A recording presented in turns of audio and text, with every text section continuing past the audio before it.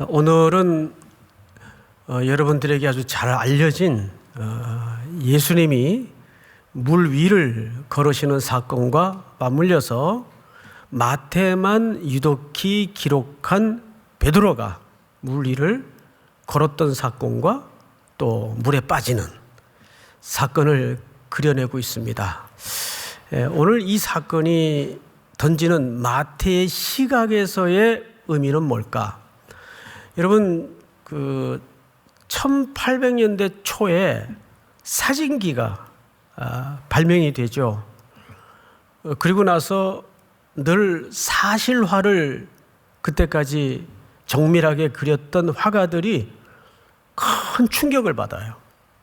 야, 이제 우리는 뭘 먹고 사나 해서 화가들이 혼란을 겪습니다. 그때 여러분들이 잘 아는 모네라는 화가는 아이디어를 내서 그 패러다임을 바꿉니다. 하루 종일 새벽부터 들녘에 추수가 끝난 다음에 이렇게 아무렇게나 이렇게 쌓아놓은 건초더미를 하루 종일 그리는 거예요. 그 전까지는 사물을 정확히 그리기 위해서 기차로 여행도 해야 되고 찾아가기도 해야 되고 사람도 만나야 되고, 근데 사진기가 턱 나오고 나서는 그림하고는 비교할 수 없는 거의 사물에 가까운 화면을 이제 사람들은 만나게 됐단 말이죠.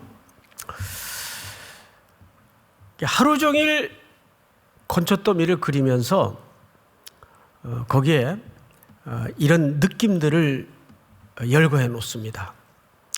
새벽녘에 뿌옇게 어둠이 거두어지면서 들녘에 보여진 건초더미의 모습, 또 찬란한 태양이 떠오르면서 그 햇살 속에 비춰지는 건초더미의 모습, 뜨거운 정오의 한낮에 그 태양 밑에 아주 절정의 색깔로 모습을 드러내는 건초더미의 모습, 해질 무렵 불타오르는 황혼에 물든 건초더미의 모습, 이게 다 다르더라는 거예요. 사물은 똑같은데 자기 화폭에 그렇게 차이나는, 그리고 일상 속에서 변해가는 스토리를 담아내면서 모네는 굉장히 유명해집니다. 이 이야기가 모네 일상으로의 기적이라는 책에 묘사된 내용들이에요. 저는 이제 그 책을 우연히 이북으로 이제 구매를 해서 지난 주간 이렇게 쭉 읽다가 참 많은 걸 깨닫게 됐습니다. 워낙 이제 미술의 문외한이다 보니까 참 깨달은 바가 많아요. 근데 성경도 똑같아요. 마태복음이 있고 마가복음이 있고 누가복음이 있고 요한복음이 있는데, 이 사건은 공간복음서의 기자의 이야기가 다르고 또 요한복음의 기자의 이야기가 달라요. 근데 스토리는 똑같아요. 그래서 오늘은 그 차이점 중에 마태의 시각은 뭘 담아내고 싶었던 걸까? 뭘 독자들에게 강조하고 싶었던 걸까를 주로 찾아서 또 우리가 만나는 시간을 갖도록 하겠습니다. 우리 마태복음 14장 첫 절 22절을 좀 볼까요? 예수께서 즉시라는 표현이 있죠. 근데 이 표현이 오늘 전체 본문에 몇 번 등장을 하는가 봤더니 3번씩이나 묘사를 담아놓고 있습니다. 어디쯤 있나? 27절을 볼까요? 예수께서 즉시, 그렇죠. 30절에도 바람을 보고 무서워 빠져가는지라 이렇게 돼 있어요. 그리고 31절에 보니까 예수께서 즉시. 근데 여러분, 공통점이 뭐죠? 이 즉시라는 표현이 등장할 때마다 세 차례 다 누구의 행동을 묘사한 겁니까? 예, 예수님의 행동을 묘사한 거예요. 주체가 예수님이에요. 예수께서 즉시 어느 때마다 제자들과 그 제자들이 만난 상황이 긴박하고 절박할 때마다, 즉시라는 표현은 뭐죠? 시차 없이 곧바로 그 뜻이에요. 곧바로. 표현의 의미를 보면 저는 이 간단해 보이는 표현 하나에 사실 굉장히 은혜를 받았어요. 이 단어가 뭐 이렇게 은혜가 되나. 근데 여러분, 이 단어를 통해서 이 예수님의 동작을 묘사한 표현을 통해서 제가 은혜를 받았던 대목은 이 부분입니다. 아, 그렇구나.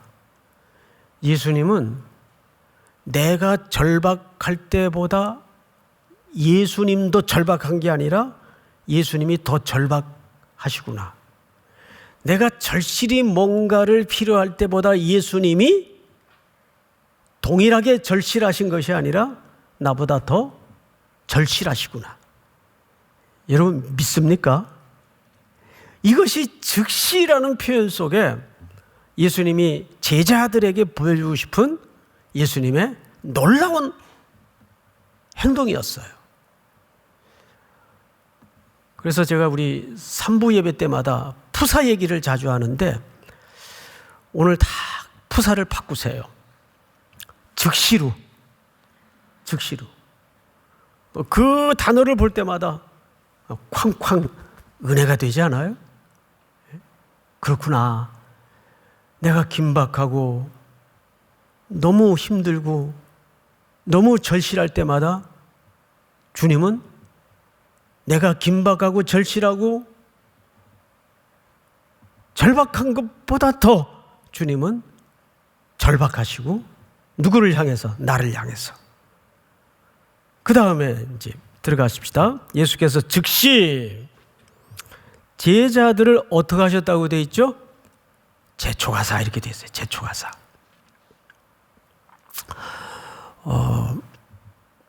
제촉이라는 말은 언제 쓰는 표현입니까? 예를 들어서 엄마들이 집에서 아이들을 요즘 뭐 이렇게 많이 만나잖아요. 하루 종일. 근데 엄마가 재촉해요. 이렇게. 이제는 좀 앉아서 이제 과제도 하고 좀 숙제 좀 해라. 공부 좀 해라. 그러면 지금 이 아이는 뭔가 지금 딴짓을 하고 있다는 거예요. 그렇죠? 그래서 재촉이라는 표현은 엄마가 자기의 본론의 목적대로 아이들을 이끌고 가려고 할 때 재촉을 하는 거예요. 그리고 이면에는 그 대상이 될 수밖에 없는 아이들은 지금 딴짓에 몰두해 있는 경우가 게임을 한다든지 그렇단 말이에요. 그러면 예수님이 여기서 이 재촉을 누구에게 하시고 계세요? 제자들에게. 그러면 지금 제자들의 생각과 마음의 어떤 품은 계획과 의도들은 지금 예수님의 의도와는 지금 간격이 떨어져 있다는 겁니다. 딴짓에 지금 몰두하고 있다는 거예요. 조금 더 들어가 볼까요? 그러면 무슨 딴짓을 하나 그걸 우리가 좀 알아야 되겠죠. 보십시다. 22절을 보면 자기가 무리를 보내는 동안에 배를 타고 앞서 건너편으로 가게 하시고.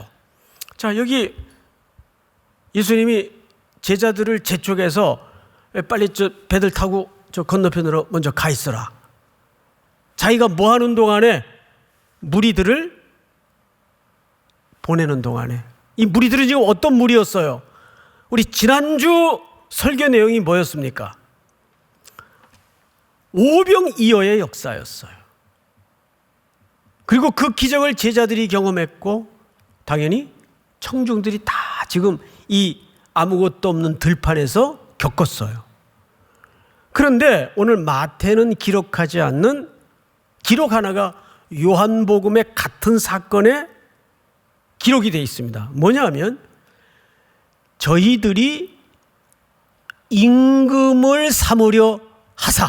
누구를? 예수님을.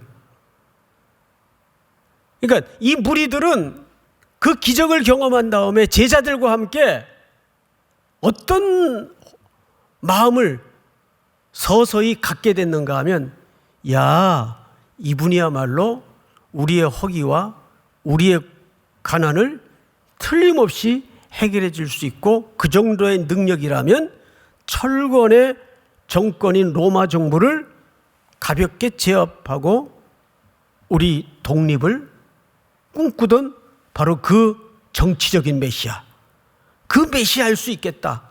이분이야말로 우리의 왕이 돼야 된다. 이런 시도나 도모가 있었어요, 없었어요? 있었단 말이에요. 그걸 예수님이 아셨어요. 예수님이 지난주에 오병이어의 역사를 펼쳐 보이셨던 것은 자기는 하늘에서 내려온 생명의 떡이요, 그 떡은 으깨어 부서져 백성들을 영원히 살리는데 쓰임받도록 십자가에 죽기 위해서 오셨다는 것을 설명하는 사건인데, 신학적 오해를 갖게 됐어요, 무리들과 제자들이. 그래서 이들은 서로 붙여놓으면 그 일을 더 크게 증폭시키거나 도모할 우려가 있습니까, 없습니까? 있단 말이에요. 틀림없이 있단 말이에요. 그래서 이들을 분리시키는 겁니다. 그래서 너희들 빨리 배 타고 바다 건너편으로, 거기가 게네사렛이죠? 가 있어라. 내가 이 무리를 보낼게. 분리시켜 놓는 거예요. 또 한켠에 우리가 이런 생각도 가능하겠죠? 만약에 제가 모시고 다니던 선생님이 이런 어마어마한 역사를 일으키고 구름대같이 청중들이 모여서 송태근 이런다면 그 따르던 제자들이 얼마나 으쓱하고 그 크기, 청중의 규모에 도취되고 싶거나 그런 마음이 있었겠습니까?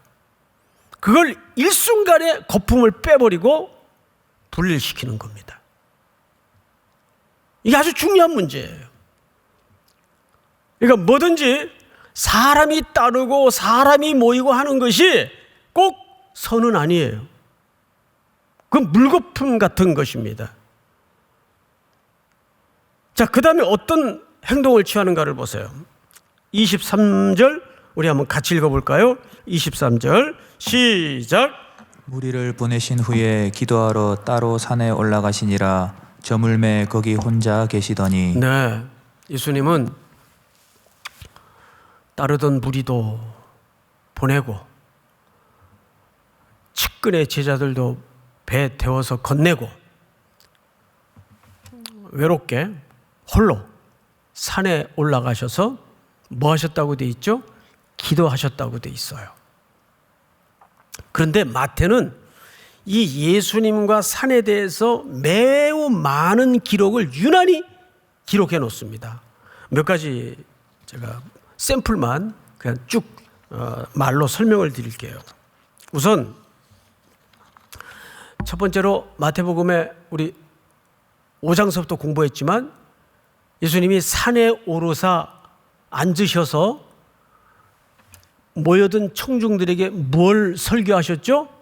유명한 산상설교, 그리스도인의 황금률이라고 하는 산상설교를 산에서 하셨어요. 그리고 그 백성들은 산에서 말씀을 받아요. 이건 전형적인 출애굽의 재현이에요. 이스라엘 백성들이 구원받고 나서 홍해를 건네자마자 도착한 산이 어느 산입니까? 시내산이에요. 그리고 모세가 그 시내산에 올라서 하나님께로부터 직접 뭘 받습니까? 율법을 받아요. 말씀을 받아요. 그러니까 예수님은 택한 백성들을 운영하시고 통치하시 하나님의 나라의 윤리를 이 산에서 설명하십니다. 두 번째, 산에 올라 마태복음 12장에 보면 많은 장애인들을 고치세요. 그 말씀을 가르치는 사역과 치료하시는 사역을 마태는 일관되게 강조하고 있습니다. 또 세 번째는 마태복음 17장에 보니까 몇 명의 제자들을 데리고 산에 올라서 변형된 모습을 보이십니다. 유명한 변화산의 사건이에요. 얼마나 좋았던지 여기다 초막셋을 짓고 그냥 삽시다 할 정도로 은혜로운 경험이었어요. 근데 그 순간 산 아래는 어떤 일이 벌어지고 있었나요? 귀먹고 말 못하는 불에도 넘어지고 물에도 넘어져 귀신에게 제압당했던 한 아이를 아버지가 남겨졌던 제자들에게 데려왔어요. 이 아이를 좀 어떻게 해 주십시오. 별별 수단을 다 동원해도 그 병든 귀신 들린 아이를 고치지 못했습니다. 그때 예수님이 산 위에서 내려오세요. 어떤 현장으로? 귀신이 지배하는 현장으로. 근데 오늘 그림이 정확하게 같은 그림이에요. 볼까요? 본문을 보십시다. 24절. 배가 이미 육지에서 술이나 떠나서 바람이 거스림으로 물결로 말미암아 고난을 당하더라. 자, 이 현장은 바다입니다. 바다. 여러분, 성경에서 바다는 죽음을 상징하는 공간이에요. 그리고 계시록 13장에 보면 바다에서 뭐가 올라옵니까? 용에게로부터 고난을 부여받은 못된 짐승이 올라와서 신성모독이라는 이름표를 붙이고 누구를 공격하기 시작하죠? 성도를 공격하기 시작합니다. 그래서 이 바다라는 공간은 유대인들의 이해 속에는 죽음, 두려움, 공포, 어둠의 세력이 지배하는 곳, 바로 거기가 바다예요. 근데 오늘 보니까 이 바다에서 제자들이 물결로 말미암아 뭘 당하더라? 고난을 당하더라. 이걸 산에서 기도하시던 예수님이 아시고 그 산에서 내려오세요. 산에서 내려오세요. 기독교는 산에만 있으면 안 돼요.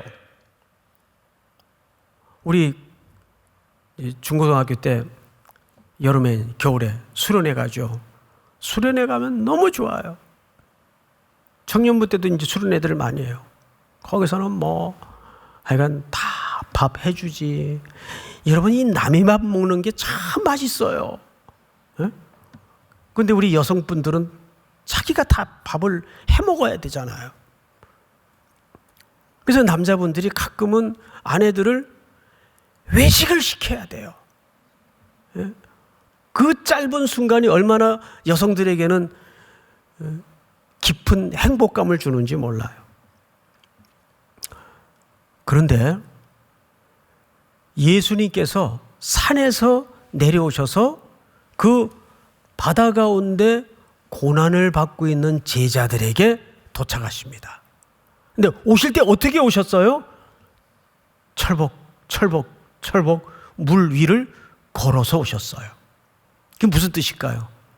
여기에 이제 신학적 담론을 우리가 이해해야 되는데, 죽음을 지배하고 어둠의 세력과 권세를 지배하시는 하나님의 아들로 오시는 거예요. 그런데 이 맹꽁이 같은 제자들이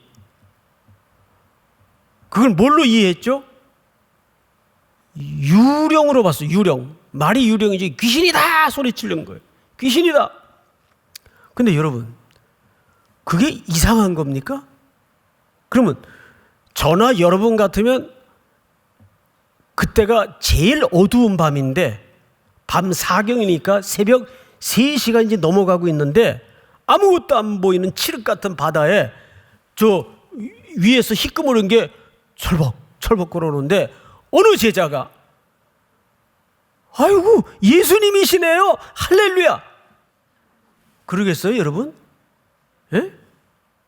저 같아도 기겁을 했을 거예요. 저는 또 이 수영도 못하는 데다가 물을 너무 무서워해요. 너무 물을 정말 물은 무서워요. 여러분, 물에 빠져 죽을 뻔한 경험을 갖지 않고는 말을 하지 마세요. 저는 물에 죽을 뻔했던 게 딱 2번 있었어요. 한 번은 배 타고 가다가 풍랑을 만나서 어느 섬에 어느 목사님 따라 들어가다가 죽을 뻔했어요. 진짜 거짓말 안 보태고, 이게 배라면 배가 파도 위에 떠밀려 가는데 파도가 치면 배가 이렇게 서요. 실제 배가 이렇게 서요. 그 배 안에 한번 타본 적 있어요? 예? 아, 이렇게 죽는구나 싶더라고요. 근데 한 번은 또 강원도에서 물놀이를 하다가, 그때 저희가 강원도에 살았어요. 아버지가 군인이니까 이사를 많이 다녔어요. 팔도강산으로. 그 원주에 쌍다리 밑에 그 개천 정도 되는데, 어릴 때니까 깊었겠죠. 수영을 하다가 밑에 이런 쇠꼬챙이가 물이 뿌여니까 안 보였죠. 그리고는 거기서 동네 형들하고 놀다가 뭐 이렇게 섬찟하게 지나가요. 여기가 이렇게. 아마 제가 그 당시에 살이 통통했으니까 살았지, 예? 삐쩍 말랐으면 이 갈비가 다 드러났을 거예요. 그 나와 보니까 여기가 열어져 있는 거예요. 이쪽이. 지금도 이 세월이 오래돼서 어느 쪽인지 지금 모르겠는데 이런 흉터가 있어요. 그래서 제가 어디 가든지 옷을 잘 안 벗어요. 예. 자, 그런데 그렇게 물을 무서워하게 됐는데 진짜 어둠의 바다예요. 얼마나 무섭겠어요. 귀신이다 소리쳤어요. 자, 그럼 성경을 잘 보십시다. 예수께서 즉시 이르시되, 여기서부터 따라합니다. 안심하라. 나니 두려워하지 말라. 이 세 단어를 기억하세요. 자, 저를 보시고 안심하라. 나다. 두려워하지 마라. 여기에서 여러분 판단에 제일 중요한 단어는 어느 단어일 것 같습니까? 자, 안심해라. 나다. 두려워하지 마라. 어느 단어가 제일 중요할 것 같아요? 에? 나다. 이젠 눈치들이 빨라가지고 예, 그 단어가 사실은 오늘 전체 이야기의 절정의 단어입니다. 이 단어는 용법이 그 유명한 에고 에이미, 나는 나다 그 뜻이에요. 나는 나다가 히브리 말로는 여호와, 여호와는 이름이 아니에요. 하나님의 존재에 대한 설명이지 이름이 아니에요. 하나님은 이름이 필요 있어요, 없어요? 없어요. 여호와라는 말은 I am that I am. 나는 나다. 누가 너를 보냈냐 그러면 제가 뭐라고 대답을 할까요? 하나님하고 모세의 대화죠. 그러니까 하나님이 나는 여호와라. 그 말은 에고 에이미, 나는 나다. 근데 이 말이 왜 중요하냐 하면 지금부터 여러분들이 잘 들으셔야 돼요. 나는 나다라는 말은 예수님이 자기를 설명하기 위한, 자기 이름을 쟤들이 물어보니까 나야 나 이렇게 설명에 대한 반응으로서의 대답이 아니에요. 이 말은 이걸 제 좁으로운 언어의 한계 때문에 설명이 될까 모르겠습니다만은 이거는 모든 일반 원리와 이성과 그 이상을 넘어가는 자기 설명이에요. 그러니까 이걸 뭐라 그래? 레벨이 다르다는 말도 부족해요. 차원이 다른 거예요. 나는 나다. 나는 하나님이다 그 뜻이에요. 피조물에 연결된 어떤 것과도 나는 독자적이고 독립적이다. 나는 너희들이 생각하는 이 모든 물질계 이상의 어떤 주이다 그 뜻이에요. 창조주이다 그 뜻이에요. 나는 나다. 근데 우리가 이 언어 속으로 들어갈 수 있어야 돼요. 이 나는 나다라는 주님의 설명 안으로 들어가면 우리의 이해와 삶의 원리가 어떻게 달라지냐면, 조금 내가 남들보다 비교해서 뒤처지는 거, 남들보다 비교해서 조금 잘난 거, 이거 아무 의미가 없어져요. 그런 이 세상 사람들이 흔들고 쥐고 있고 쟤는 그런 물질계의 이해와 아무 상관이 없어져요. 그 초대가 뭐냐 하면 나는 나다. 너희가 그 설명과 그 언어 속으로 들어오라 그 말이에요. 안심하라. 두려워하지 마라. 나는 나다. 폭풍도 제어하시고 바다도 다스리시고 만물을 창조하신 분이 나다. 그 뜻이에요. 믿습니까? 그러니까 이 나다라는 말은 그냥 유령이라고 했으니까 유령 아니야 나야 이 뜻이 아니에요. 그 너머의 설명이에요. 이해가 안 되면 제 아우성으로라도 이해를 하세요. 무슨 소리인지 알겠죠? 예. 뭔진 하여간 모르겠는데 저 사람이 오늘 굉장히 중요한 얘기를 하는구나. 그렇게만 좀 이해하셔도 정말 고마울 따름이에요. 무슨 소리인지 알겠죠? 그 표현이 나는 나다예요. 창조주 하나님이시라 그 말이에요. 물도 만드시고 바람도 만드시고 바다도 창조하신 하나님. 나다. 여기 주인이 그래서 물 위를 걸으시는 거예요. 여러분들이 그 초대와 그 언어 속으로 들어올 수 있어야 돼. 이걸 깨닫는 순간 바울을 가르쳐서 성경은 세상이 감당하지 못했던 사람이라고 고백합니다. 감옥에 집어넣었더니 감옥에서 찬양을 해요. 그리고 자기가 부활의 주님을 만나기 전에 대단한 줄 알고 붙들고 살았던 그 이력, 배경, 세상의 영광 뭐처럼 여겼다고요? 분토, 배설물처럼 여길 수 있더라고요. 어떻게 하루 종일 매맞고 감옥에 집어던져졌는데 찬송을 할 수 있어요? 그러니까 세상이 그를 빼앗아도 그를 이기지 못했고, 그를 엄청난 영광의 자리에 던져도 그를 이기지 못했어요. 왜?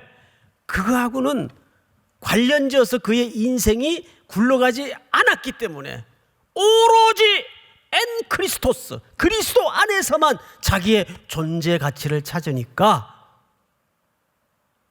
나는 나다. 믿습니까? 그러자 오늘 이 스토리가 여기서 끝나면 참 은혜로울 뻔했어요. 그런데 이 배시가 뭐라 그러냐면은, 베드로가 대답하여 이르되 주여, 만일 주님이시거든 나를 명하사 물 위로 걸어오라 하소서 하니. 나는 이 발상도 놀라운 발상이라고 봐요. 여러분 같으면 이런 발상을 하겠어요? 네? 정말 주님이시면 나를 명해서 물 위로 걸어오라 하소서.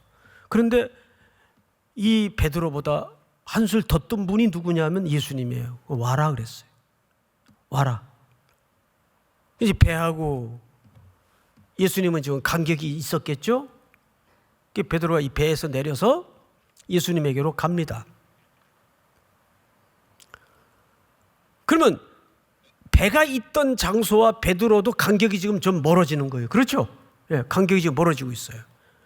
그러다가 잘 가다가 와라 하는 말을 듣고 믿고 가다가 질문합니다.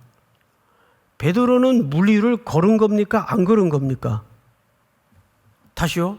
베드로는 물 위를 걸은 겁니까? 안 걸은 겁니까? 걸은 거죠. 여러분 물 위 걸을 수 있어요? 나는 그래도 한 3발짝 정도는 걸어본 적이 있다. 있어요? 근데 이게 이론으로는 가능하다 그래요. 앞발 빠지기 전에 뒷발 빼고 뒷발 빠지기 전에 앞발 빼고. 이걸 뭐라 그러냐면 말장난이라 그러는 거예요. 이걸. 예? 그 말도 안 되는 소리를 누가 이렇게 만들어요. 하나님은 전능하시죠. 전능하지. 그러면 하나님은 자기가 들 수 없는 것도 만들 수 있습니까? 말이 안 되는 말장난들이 많아요. 자, 어쨌든 베드로는 물 위를 걸어갔어요. 걸어가다가 뭘 보고 빠졌나요? 바람을 보고 무서워 빠져가는지라 그랬어요. 바람. 바다를 공포에 휘몰아 놓는 풍조를 얘기해. 풍조. 세상의 풍조. 야, 비트코인 반토막 났대. 이런 소문들. 야, 요즘 주식 안 하면 돈 벌 길이 어디 있냐? 부동산 투기 안 하고 주식 안 하면 돈 벌 길이 어디 있냐? 이게 풍조예요. 이게 바람이에요. 바람. 바람. 무서운 바람이에요. 지금 청파동이 제일 핫하다 그래요. 어디 떠나지 마세요. 응? 용산. 제일 뜨거운 동네입니다. 여기가 지금 핫플레이스예요. 여기가. 그런데 바람을 보고 무서워 빠져가는지라 그 바람의 위력 앞에 베드로는 그냥 곤도박질합니다. 그런데 성경을 보시면 몇 절을 보시냐면 32절 배에 함께 오름에 이렇게 돼 있어요. 앞을 보세요. 배에 어떻게 올랐어요? 누구와 함께 올랐다는 얘기예요? 예수님과 함께 올랐어요. 그러면 빠졌던 자리에서 간격이 이미 조금 멀어진 배까지 예수님과 함께 걸어서 배에 올랐다는 얘기예요. 그러면 실질적으로 베드로는 몇 번 물을 걸은 겁니까? 2번 걸었어요. 예수님에게로 갈 때 한 번 걷다가 그 첫 번째 기적은 바람 보고 바로 곤두박질하는 기적이었어요. 그런데 2번째 물 위로 걸었을 때는 빠졌어요? 안 빠졌어요? 안 빠졌어요. 왜 안 빠졌나요? 예수님이 함께 하셨기 때문에. 그거 답이 돼요. 당연히 예수님이 함께 하셨기 때문에 안 빠졌어요. 그리고 2번째는 바람은 그런데 불고 있었어요? 안 불고 있었어요? 불고 있었어요. 바람은 언제 끝났죠? 배에 오르고 나서야 바람은 멈춥니다. 바람은 그칩니다. 그 배 안에 만물의 주인 되시는 예수님이 함께 오르시자 바람은 멈추고 바다의 요동도 끝이 나요. 그럼 마지막으로 여러분들에게 묻고 싶은 게 있어요. 첫 번째 베드로가 걸었을 때와 2번째 베드로가 걸었을 때의 차이는 빠진 것과 안 빠진 것의 차이인데 여기에 더 중요한 차이가 하나 있어요. 그 차이가 뭘까요? 자, 성경을 보세요. 몇 절을 보시냐면 30절 바람을 보고 무서워 빠져가는지라 소리질러 이르되 주여 나를 구원하소서. 앞을 보세요. 이 주여 나를 구원하소서는 오늘 나다라는 예수님의 에고 에이미와 함께 쌍벽을 이루는 중요한 질서입니다. 인간이 창조주 하나님 앞에 마지막 취해야 될 가장 아름다운 행동은 주여 나를 불쌍히 여기소서, 긍휼히 여기소서. 제가 저녁 예배 때 이 얘기를 몇 번 한 적이 있는데 저희 집에 2 아이가 아주 어릴 적에 큰 아이인지 작은 아이인지는 모르겠어요. 그때 노트북이 400만 원 이상이었어요. 90년대니까 어마어마하게 비쌌어요. 그걸 어렵게 모아가지고 사서 거기에 모든 논문 쓸 자료들을 다 모아놨어요. 근데 어느 날 첫째 아이인지 둘째 아이인지 모르겠어요. 그걸 순식간에 못 쓰게 만들어 버렸어요. 그 노트북을. 저는 미치는 줄 알았어요. 그걸 다시 워드 작업해서 넣을 수도 없고 다 망가진 거예요. 그래서 사색이 된 둘째 아이인지 첫째 아이인지 모르겠어요. 그 아이를 앉혀놓고 고래고래 소리를 질렀어요. 너 이게 얼마짜리인지를 아냐? 걔가 어떻게 알아요? 에? 이제 뭐 한 3살, 4살 그럴 때인데 어떻게 알아요? 너 이 안에 뭐가 들어있는지 알아? 걔가 어떻게 알아요? 그런데 표정을 보니까 아빠 얼굴이 자기 짧은 인생에 한 번도 보지 못한 표정이에요. 거의 집어삼킬 듯한 사단의 얼굴을 하고 자기를 야단치는 그 아빠를 본 적이 없어요. 그러자 야단 맞던 아이가 얼굴이 슬그머니 붉어지고 실룩거리기 시작하더니 왕 하고 터뜨리면서 제품에 달려들었어요. 그때 제가 저리 가! 그랬겠어요? 내가 누구예요? 아버지란 말이에요. 아버지, 아빠! 그걸로 끝났어요. 아이고, 무서웠지? 다시는 그러지 마라. 그거 끝난 거예요. 그때 저는 그 아이에게로부터 아주 큰 교훈을 받았어요. 그래, 수백만 원이 아니라 수천만 원짜리라도 아버지 품에 달려들면 그걸로 된 거지. 하나님이 우리를 향해서 그러세요. 오늘 이 베드로의 사건 속의 백미는 베드로의 절규예요. 주여! 내가 지금 죽게 됐습니다. 나를 살려주세요. 최고의 성도들이 마지막까지 붙들어야 될 진실입니다. 믿습니까? 오늘 이 말씀이 또 한 주를 살아내는 여러분들에게 깊은 교훈과 원리가 될 수 있기를 축복합니다. 다 일어나십시다. 평화 그 사랑의 물결이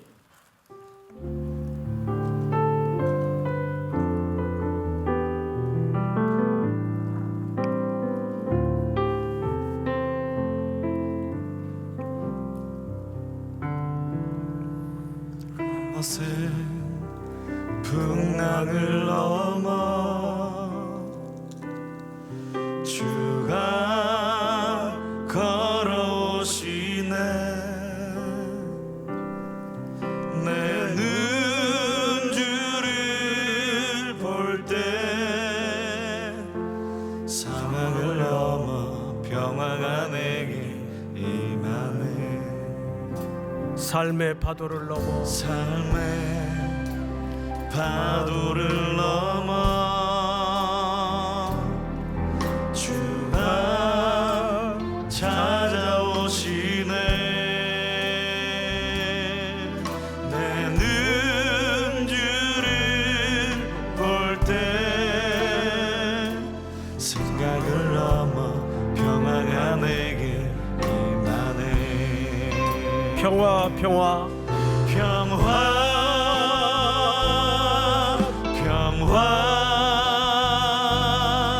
그 사랑의 물결이 내 안에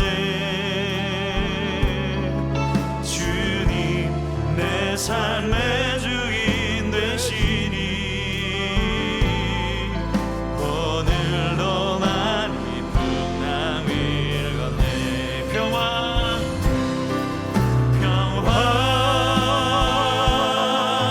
평화 그 사랑의 물결이 내 안에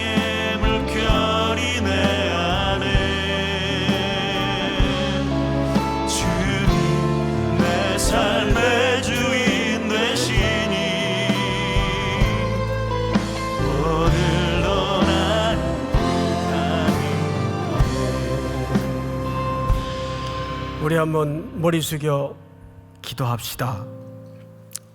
여러분, 이렇게 기도해 주세요. 그렇습니다, 주님. 우리는 아직까지 신앙이 내 중심으로 운영이 되기 때문에 나는 나다라는 주님의 초대 앞에 혼란을 겪고 있습니다. 여러분, 오늘 그 안으로 들어가십시오. 나는 나다. 그리고 우리가 하나님 앞에 내놓아야 될 언어는 주님, 나의 간절함, 어떤 필요보다 더 절실하시고 간절하신 주님을 믿습니다. 나를 불쌍히 여겨 주시옵소서. 우리 한번 주여 부른 다음에 소리내어 통성으로 기도하십시다. 주여.